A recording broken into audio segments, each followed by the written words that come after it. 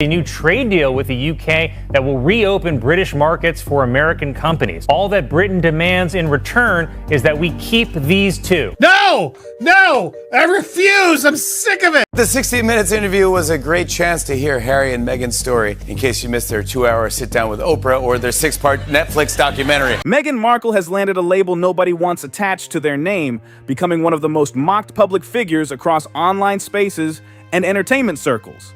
Gone on Oprah, I didn't know. I had no idea how racist they were. It's the royal family. You didn't Google these motherfuckers? The former actress turned Duchess has somehow managed to trigger critics, comedians, TV hosts, and even casual viewers all at once. What began as public sympathy completely flipped, and now almost every late-night show seems to place Meghan and Harry somewhere in their jokes lineup. What the fuck is she talking about? She didn't know. The fuck? It's the royal family. They're the original racists. The backlash didn't happen overnight either. People watched the interviews, documentaries, podcasts, and memoirs, and eventually many viewers started feeling like the drama never really stopped. One of the loudest moments came when Chris Rock stepped in and said what many comedians were already thinking but not saying out loud. He didn't just throw a few jokes at Meghan, he pushed back hard on the public victim narrative surrounding the royal drama. That's like marrying into the Budweiser family and going, they drink a lot. This motherfucker's invested in slavery like it was Shark Tank. Chris pointed out that joining a centuries-old royal institution and then acting shocked by controversy didn't make much sense to him. He compared it to stepping into a chaotic system and then acting surprised when problems show up. The audience reacted instantly because it was blunt, direct, and exactly the kind of truth many expected but rarely heard. Then things got messier when Chris talked about the controversy around comments involving what Harry and Meghan's future child might look like. According to him, the situation was turned into something far bigger than most people believed it originally was. They're so racist. They wanted to know how brown the baby's gonna be. I'm like, that's not racist. Because even black people want to know how brown the baby gonna be. Chris said ordinary family curiosity got blown into a worldwide scandal, and the drama around it felt heavily exaggerated. The moment he said it publicly, the tone in entertainment shifted fast. Suddenly, other comedians stopped holding back too, and Meghan became a regular target across entertainment shows everywhere. Then came Colin Jost, one of the earliest late-night hosts to openly joke about Meghan and Harry's situation. His comments focused on how disconnected the couple seemed from both America and Britain. The running joke became that neither side fully embraced them anymore, leaving them stuck in an awkward middle ground with no clear identity. President Trump also announced a new trade deal with the UK that will reopen British markets for American companies. All that Britain demands in return is that we keep these two. Critics began saying Harry walked away from royal duty, family ties, and public image for a lifestyle still drowning in headlines and controversy. Once Saturday Night Live started treating them like recurring sketch characters, the public mockery hit a whole new level. Things escalated again when Joe Coy hosted the Golden Globes and went straight in with jokes about Meghan and Harry without hesitation. Award hosts usually play it safe, but Joe clearly didn't hold back. He joked that the couple had become a wealthy, dysfunctional family with no real storyline left to keep audiences engaged. Then the Netflix deal became another huge punchline online. Millions were tied to projects many viewers still struggle to describe or remember watching. NBC has announced plans for a spin-off to the hit series Suits. It will focus on Meghan Markle's character's struggle to balance her legal career while also caring for an unemployed Late-night television kept piling on after that. Jimmy Kimmel mocked the couple's explanation for stepping away from royal life and joked that their reasoning sounded completely unbelievable to critics. Then he turned his attention to Harry's memoir, calling out how bizarre it looked to publicly complain about privilege while making money from exposing personal family drama on television and in books. Just a great series about a rich, white, dysfunctional family, all scheming. Oh no, that's The Crown. That's The Crown. I'm sorry. And when Jimmy Fallon started mocking Meghan's luxury lifestyle content, things somehow became even more embarrassing. The now infamous pretzel bag moment exploded online because people saw it as the ultimate example of celebrity disconnect and rich person awkwardness gone completely viral. They just couldn't stop doing interviews. First, it was the Oprah special, then the Netflix documentary, then more magazine features, more podcasts, more television appearances, and suddenly even 60 Minutes joined the list. At some point, people stopped seeing it as speaking their truth and started seeing it as non-stop damage control mixed with celebrity branding. Turns out Prince Harry and Meghan Markle will still get paid millions of dollars for doing absolutely nothing. And that's just by Netflix. Critics online kept asking the same question over and over again. If Harry and Meghan wanted privacy so badly, then why were cameras constantly following them everywhere? That growing frustration became comedy material almost overnight, and late-night hosts wasted absolutely no time jumping in. Stephen Colbert joined the pile-on by mocking the way Meghan and Harry referred to themselves as H&M, like they were trying to turn their marriage into some huge celebrity power brand. Harry said racism was a big part of their decision to leave, which you know things are bad at Buckingham Palace if they came to America to get away from racism. The nicknames came across overly polished and carefully manufactured to critics, especially because many viewers already felt disconnected from their millionaire lifestyle. Colbert leaned into the awkwardness hard, joking about how desperate the image felt while the couple continued presenting themselves as relatable outsiders. The internet instantly grabbed onto those clips, and suddenly the H&M branding became another running joke online. Then Trevor Noah entered the conversation from a completely different angle. At first, Trevor actually defended Meghan and focused his jokes on the royal family instead. He openly mocked the monarchy's outdated image, the endless scandals surrounding the institution, and the obvious tension between tradition and modern celebrity culture. The 60 Minutes interview was a great chance to hear Harry and Meghan's story in case you missed their 2-hour sit-down with Oprah or their 6-part Netflix documentary. For a while, Trevor gave Meghan the benefit of the doubt and treated her like someone caught inside a dysfunctional system. But eventually, even his tone started changing once more footage and public appearances kept surfacing. The turning point came when Harry was seen networking at Hollywood events and promoting Meghan to major executives. One moment especially stood out when Harry appeared to pitch Meghan for entertainment opportunities during a conversation with Disney executives. Trevor noticed the shift immediately and turned it into comedy gold. He joked that royal marriages used to be about political alliances, international strategy, and strengthening kingdoms across Europe. Meghan Markle has finally revealed why she and Prince Harry call each other M and H. Mm-hmm. And he'll say M and you'll say H and your friends say M and it just is a thing. It's a thing. And do you both love it? Yes, and I like nicknames a lot. What could it be? A mystery for the ages. Now it looked like networking for celebrity voiceover deals and streaming contracts instead. The contrast was impossible to ignore. And suddenly even Meghan's defenders started questioning what the couple's real long-term plan actually was. Meanwhile, British comedians came at the situation with even more aggression because for them, this drama hit much closer to home. Jimmy Carr immediately pointed out what many critics saw as Meghan's biggest contradiction. She built much of her public image around independence and feminism, but then walked away from her acting career and fully embraced royal status once Harry entered the picture.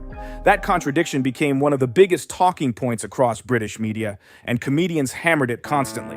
Harry's controversial history kept resurfacing online, with critics arguing that old scandals do not simply disappear because public relations teams want everyone to move on. Then came criticism about money, privilege, and public image. And I know some people are disappointed by the name Archie, but there's one person who's super excited, the Queen. Yeah, because you know for the last 9 months, she's been like, please don't be Jamal, please don't be Jamal, please don't be Jamal. British taxpayers were already frustrated over royal spending debates, so seeing Harry and Meghan complain publicly while living in luxury only made tensions worse. Simon Brodkin watched the Netflix documentary expecting clarity, but according to critics, the series had the opposite effect entirely. Some viewers who originally felt neutral toward the couple walked away even more irritated because they felt the series became overly dramatic and performative instead of informative. Queen summoned everyone to a private meeting. Everyone attended except Meghan Markle. And I'll be honest, I don't blame Meghan for not going because nothing good happens when white people invite you to the countryside. We've all seen Get Out. We know how this shit ends. Harry's emotional storytelling style especially became a major target for comedians, with many joking that the constant intensity actually made other royal family members appear calmer and more reasonable by comparison. The backlash kept growing from there. Critics mocked everything from royal etiquette mistakes to the couple's public complaints about security privilege and media treatment. Kelly Osbourne openly criticized what she viewed as celebrity victim behavior, arguing that wealthy public figures complaining from mansions simply did not connect with ordinary people struggling financially. Then Bill Maher stepped in and focused on what he believed was the biggest contradiction of all, publicly saying you want privacy while constantly releasing books, interviews, documentaries, and promotional appearances about your personal life. You gotta admit, the monarchy has fallen off, right? No, because back in the day, it used to be like, if you marry my daughter, I'll give you Burgundy. Mayer argued that the late Queen Elizabeth II understood something Harry and Meghan never fully grasped. Sometimes, silence creates more respect than endless public explanations ever could. Complaining about a difficult life while living in a luxury mansion in Montecito became one of the biggest reasons critics completely turned on Meghan and Harry. And now it's like, my wife actually does a pretty good Timon. You should hear her. Come on, baby, do the thing. Hakuna Matata, do the thing. Agree that disconnect between their message and their lifestyle kept coming up again and again across comedy shows, podcasts, interviews, and social media. A lot of people felt the couple wanted sympathy while still enjoying levels of wealth and celebrity most ordinary people could never even imagine. That's why when Bill Maher criticized the situation, his comments exploded online almost instantly. He basically argued that constantly demanding public understanding while living in extreme privilege was never going to land well with audiences struggling through real-life financial stress and everyday problems. I said Meghan Markle is, of course, a lifelong feminist, which she's demonstrated by marrying a prince and giving up her job. Then Nikki Glaser came in with a completely different style of attack and immediately turned Meghan's relationship with Harry into comedy material. Nikki joked that Meghan found the one relationship capable of giving her more global fame than Hollywood ever could. Her point was simple but brutal. Before marrying Harry, Meghan was mostly known for television audiences and entertainment fans. But after the royal marriage, she became one of the most talked about women on the planet overnight. The royal family, right, if you can imagine, they're like our Kardashian. Prince Harry is very much our Kanye. He occasionally dresses as a Nazi, and he f***ed up. Critics online kept repeating the same idea over and over. The marriage looked less like a fairy tale romance and more like the ultimate celebrity power move. Whether fair or unfair, that narrative spread everywhere. Then even Conan O'Brien found ways to turn Meghan and Harry into a recurring joke without even using the real couple themselves. Conan used their wax figures as part of a running comedy bit, and somehow that made the entire thing even funnier. The setup worked because it felt ridiculous while still being close enough to reality to sting. I watched the Harry and Meghan Netflix documentary. Now, I'll be honest with you, before I watched it, I was not a fan of theirs. But now I've actually heard their side of the story, I hate them. By that point, Meghan and Harry's public image had become so exaggerated online that even fake versions of them could generate headlines and viral clips. Then Conan shifted focus toward Meghan's luxury jam brand and mocked the idea of selling expensive lifestyle products while still trying to present herself as relatable to ordinary people. Critics instantly called it another example of celebrity disconnect wrapped in polished branding. Things became even more serious once John Oliver joined the criticism. John Oliver usually approaches celebrity controversies carefully and analytically, which made his comments hit even harder with audiences. When someone known for being measured starts openly questioning your public image, people notice fast. Harry starts describing this one date with Meghan as the night, let me quote you here, me and M pulled the pin on a fun grenade. I actually started rooting for Prince Andrew. Oliver reportedly suggested that Meghan and Harry kept repeating the same patterns over and over again, despite public backlash. According to critics, it wasn't just about one interview or one bad project anymore. It became about constant contradictions between what they said and what they actually did publicly. And then the internet completely took over. Once animated shows entered the conversation, Meghan and Harry officially became permanent pop culture meme material. South Park released an episode openly mocking celebrity hypocrisy, and viewers instantly connected the storyline to Harry and Meghan. I think Harry's a twat. He's a whining, whinging, complaining, woe is me, I'm the only one that's ever had mental problems. Like, my life was so hard. Everybody's life is hard. Yeah, you were the prince of a goddamn country who dressed up as a Nazi, and now you're trying to come back as the Pope? Suck it.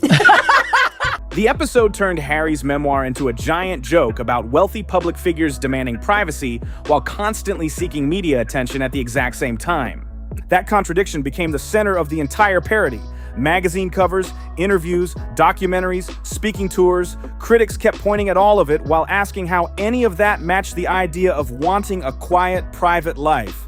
The animated roasting didn't stop there either, because Family Guy soon joined in with its own version of the mockery. They want it both ways. You know, you can't be, these people were so mean to us and poor us, and we don't want all this attention, and then let me write a book about how much we don't want attention. Netflix deals, sponsored partnerships, celebrity branding, and influencer-style projects all became easy targets for comedy writers across Hollywood. The streaming contracts especially became one of the biggest punchlines in entertainment, because people kept joking that millions of dollars were attached to projects audiences still couldn't clearly describe. Critics argued the couple went from royal responsibilities to full-blown celebrity influencer culture almost overnight. They just strike me as creatures of that generation. You know, you're just fragile. Just take a hint from the Queen, the recently departed. Never complain, never explain, and rarely be heard speaking in. Then things took an even darker turn when Spitting Image created some of the harshest Meghan parodies. Yet rumors later spread online claiming certain clips became difficult to find after backlash and possible legal concerns, though those claims were never fully confirmed publicly. The sketches mocked what critics viewed as Meghan's overly polished public persona, portraying her as someone constantly trying to appear humble while also presenting herself as morally superior to everyone around her. You're complaining about your hard life, and you're so privileged. It's just so weird. It's ridiculous. I totally agree. That mix of self-importance and performative relatability became one of the central themes comedians kept targeting again and again. Their Netflix-style lifestyle image got mocked even harder once the puppet sketches started parodying Meghan's luxury branding obsession. One of the funniest moments showed soul food being presented as nothing more. And I will not bend the knee and just go along with the nonsense. That's what's so annoying about them. The most of all, they insist that you go along with their nonsense and their insanity and their fragility. Then a bag of crisps with flowers placed around it like it was some revolutionary wellness experience. That joke landed because critics already felt Meghan had a habit of taking completely ordinary things and repackaging them as deep premium lifestyle wisdom. Suddenly, everything became about candles, flowers, breathing exercises, handwritten notes, curated baskets, and turning basic daily routines into expensive-looking content for wealthy audiences. The satire practically wrote itself. The puppet version of Meghan kept acting like simple life advice was groundbreaking knowledge. Teaching people how to slow down, decorate food, light candles, and breathe deeply was treated like some huge discovery instead of normal everyday behavior. She wants to be famous. She found the guy to make her the most famous in the world, and now she's over there and she's like, oh, this isn't what I thought What's the point of being famous in a castle? Critics online joked that the entire brand became about monetizing ordinary life and presenting it as elite self-care culture. That's why the parody exploded online so quickly. It exaggerated what many viewers were already thinking in the first place. Then the sketches became even more controversial once they started portraying tension between Meghan and Harry behind the scenes.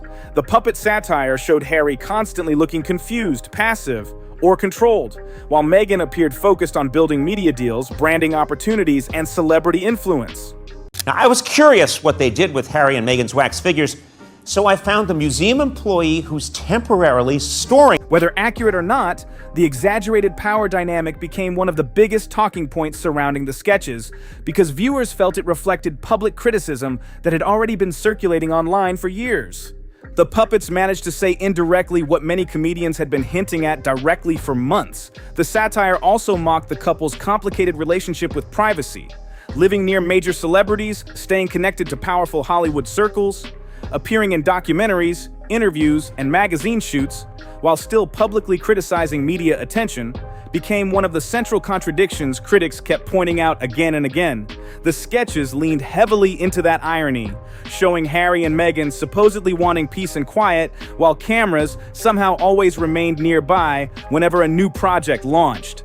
They are in a loving home, and I treat them better than the museum ever did. They didn't appreciate Meghan's soft hands or Harry's supple lips. That contrast became comedy gold for satirists everywhere.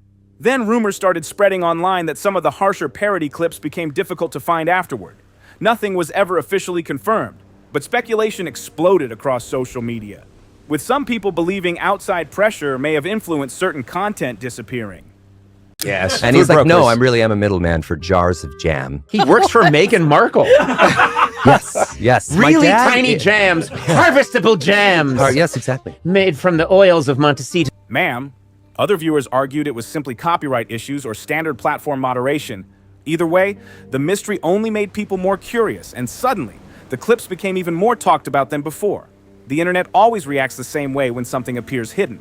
People become desperate to track it down immediately, and honestly, trying to silence satire usually backfires anyway. I don't think they will change because I don't think they have the capacity to, but they obviously should. The more criticism gets pushed away, the more attention it receives online. That's exactly why shows like South Park became impossible to ignore once they entered the conversation. Their audience was simply too massive for the controversy to disappear quietly. The best thing is, no more following Granny's rules. Don't wear your pants on your head, Harry. Don't bath on the butler, Harry. If I want to play polo in my living room, who's gonna stop me? Stop that. Right away. So those were some of the wildest celebrity and comedy moments aimed at Meghan Markle over the past few years. Some viewers think the roasting was completely deserved, while others believe certain comedians pushed things way too far.